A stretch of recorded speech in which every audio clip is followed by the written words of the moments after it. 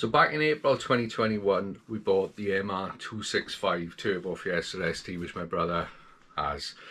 Now, when we first bought that car, as you've probably seen in the video, we was unsure what the full modifications were. Previous owner was unsure because he hadn't done all the mods. So anyway, if you remember back in that video, it turns out it had the Owens Development MR265 Turbo on that car.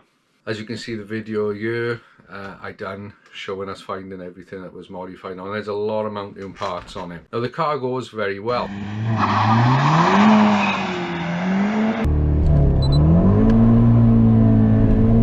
It is quite a quick car, but it did feel like there could be more potential, especially knowing that it had a hybrid turbo. So a couple of months later, fast forward, took it to a dyno, pretty harsh dyno really, made 225 horsepower. Whether it's harsh or what, doesn't make much of a difference, but the numbers were lower than what we was expecting. We was expecting to see about 240 horsepower. The overbore on the turbo is not very big. I think it's around about 5 mil, I think, roughly. So it's not a major hybrid turbo as such in the sense of some of the others. So it's quite mild. But putting it into context, the power it makes is basically, it makes similar power to a stage 2 Fiesta ST, but it does it 1000 RPM higher. So because it's a little bit bigger, it can hold that turbo pressure for longer. And the way it's mapped coming quite smooth, so it does hold the power quite well to the top end. But there's definitely more we felt that could come from it.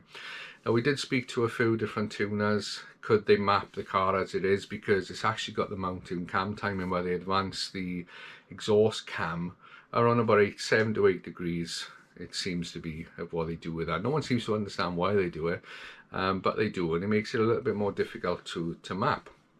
So I asked quite a few people. Some said no, they wouldn't want to map it, they want the cam timing reset. One did say yes, they would take it on. Now this was many months ago, but as it turns out, David just decided not to go ahead with any tuning and just leave it as it was, because quite a quick car and it goes well on track. So fast forward quite a few months until about probably late November, early December, I think it was. I've been spending months at this time researching the mapping of the Fiesta. I got a little bit of past experience as standalone, but look, I'm no mapper, and I'm going to pretend that I am. But I understand the basics anyway, so I've had this interest in trying to find out how to map a Fiesta ST. So I found some programming which is quite affordable, HP tuners, that's what I invested in. And I thought, well, do you know what, no one else really wants to tune David's Fiesta, so let's see what we can do ourselves. So I delved into it and tried to see what we could do. Now, it is a very complicated procedure, but it's something everybody can learn. If you've got a lean in towards wanting to learn this kind of stuff, I think you can learn it. Am I a brilliant mapper at the moment? No, I'm still learning. I'm still right at the bottom of the ladder, but I'm enjoying the process. I set about trying to make some changes on David's car. Now, to actually make more power initially was quite easy. To get the boost up a little bit higher was quite easy, but we did encounter some problems, so just put a stop to the mapping, and as of now we haven't been able to go any further, and that's purely because of the cam timing, and it's put a massive spanner in the works. So let me explain what is the problem with that. So here's the thing, just by getting a little bit more boost into the car, I was able to gain some airflow in the mid-range and a little bit up the top end. Now I didn't spend a lot of time working on the map because, like I say, we hit this problem pretty straight away. I'd logged David's car many times before, but the one thing I hadn't logged was the fuel pressure, the high pressure fuel pump, the demand and the actual of what it's getting. And once I started mapping it, straight away after we done like the first run or two, I happened to look at the fuel pressure and I thought, we've got ourselves a bit of a major problem here. It's dropping well below the desired fuel pressure. So at that point I thought, well, is it just because of I'm trying to map it, or is it a problem on the standard map?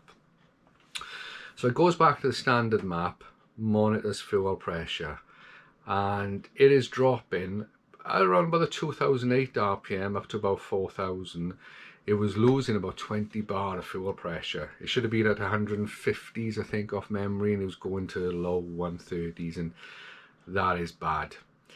So that led me to look into the mapping a little bit more. Now, what I am going to say is the map that's on the car. I'm a little bit unsure if it's been altered.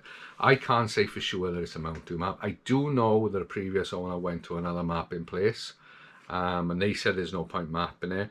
Whether previous owner before that has had anyone looked at it, but the one thing I will say, the fuel pressure high and fuel pressure low warnings are off.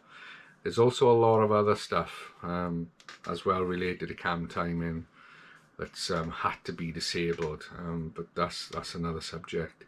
So yeah, I don't really know if anyone's been in and messed with the map, or that's how they come. I really don't know. So like I said, I put my map in on it, and it presented this fuel pressure problem. And even when I reverted back to Mountain's map, the fuel pressure problem was still there. So what we did was look at the cam bucket, fuel tap it, perfectly fine. I think the previous owner changed it. It was like brand new. That wasn't the problem. We swapped the high pressure fuel pump over. That wasn't the problem. It was exactly the same. So I thought, well, we're going to have to abandon this. I can't tune this anymore with this cam timing as it is. Then I started to think, well, if the cam's been physically moved, I can then do some tweaks in the VVT table within the map and try and bring it back to a position where it should be. So that's what I did. Now, bear in mind, on the standard map, it was losing 20 bar of fuel pressure. When I tried to tune it, it was going worse. Once I remapped the VVT tables on the exhaust cam and tried to bring it back to a more standard sort of figure where it should have been, I managed to get that figure to where it would only lose 7 bar of fuel pressure, but I couldn't get no better than that. That was the absolute best I could do. It obviously seems like the VVT just doesn't react the same as when you just physically alter the cam 8 degrees. So like I say, about 7 bar. So where it should have been around about 150, it was going on to 143. Okay, so just to give you an idea of what I'm talking about with the fuel pressure, this is a 4scan log. Now I'm logging fuel pressure, but I haven't got it within this scale at the moment. So here it is, it's down here, right? So you've got your fuel rail pressure desired, that's what the ECU is asking for, and this will then be your actual number. So at the moment we're at 2,200 RPM. So what I'm going to do now is I'm going to click over here, I'm going to move us up, and as we come to about 2,800 RPM, you should start to see that difference from the desired to the actual. So 2009, you can start to see I'm parting now. Look, 150 bar is what it wants, and it's down to 144 bar at 2009. If we keep going, 138, now it's on 135 and it wants 152, and we're at 3,300 RPM, and it's showing 133 bar of fuel pressure when it's actually asking for 153 bar. And after this point then it starts to come up, so you can see now by 4,000 RPM fuel rail pressure is caught up and it's actually surpassed the desired slightly, and then we'll sort of level off and stay just above. So here's another look. This is Data's app, and I put that previous info in the Data's app, right? So you can see this line as it drops down here where the pressure can't maintain its actual. So I place 153 and it's down to 132. I can't remember exactly what log this was, but I just thought I'd show you this one to put it into context in a line. Now what I'll do is, if I go back to the 4scan to when I changed that cam timing map, played with it a bit, and we tried to get the fuel pressure a lot better. So if I just move this around, so this is back to 4scan now, right? Okay, so what we've got here is this green line here is the fuel rail pressure desired. So these are the numbers of what it's actually asking for. Red is what we get. Now this was when I modified the cam timer. As I said, you can see the dip is much lower. It's very slight, but this was the best I could do. So I'll go here now, I'll go through the RPM range. So RPM is right at the top there, we're at 1600. So remember, at about 2008 it started to drop below. So we're at 2005, 2006, and we started to just go below. Like once 149 bar, we're at 147. As we move through the RPM range, it's just down to 146 instead of 151. So it's going down, so it's the lowest it goes to. Let's have a look. I think we're at 3,500 RPM. I got it to 146 when I was asking for 155 at that point. So it was, what did I say, 7 bars, more like 8 bars. I don't know, I can't do the maths quickly off the top of my head, but you can see the definite improvement. It's gained around about 11-ish bars, so we've halved the problem, but we just can't completely fix it. So like I say, that was the best that I could do. And then as you go up, we had another issue then. Once I changed some of the cam time. Now I only changed cam time in this area, but it had a knock-on effect right through the RPM range, and the fuel pressure actually went a lot higher than demand.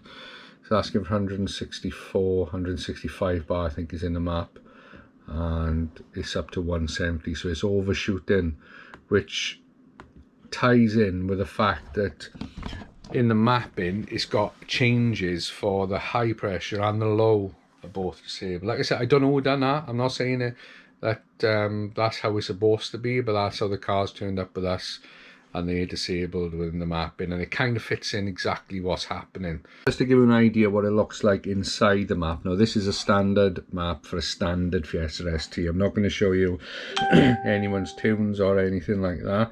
So this is a mapping table, and this is just the warm intake cam. As you can see there, it says warm intake cam, and the load is down here, goes up to 120%. The car actually goes a much higher load, but after that it's going to use all of the values along here.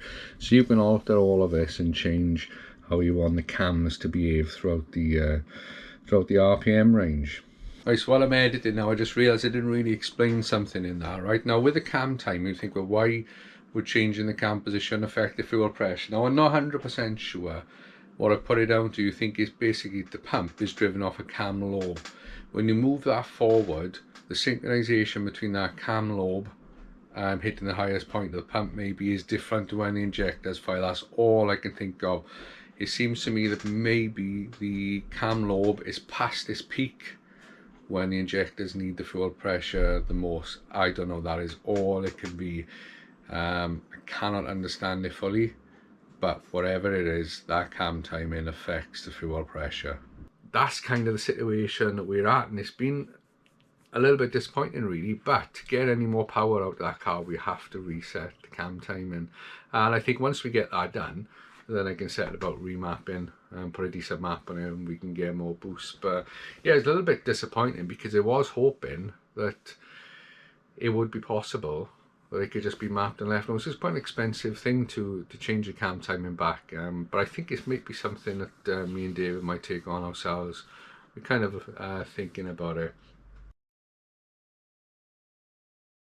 Right, so we've been working on the old map on David's car, and we thought we had a little go, see if we can get it pop and bang. So have a listen to this. Not saying we're going to keep it like it, but have a look at this now. Rev it up, Dave. So it's a little bit ridiculous, but we can map in pop and bangs. Yeah, that's too much. Do you like Alia? Yeah, banging.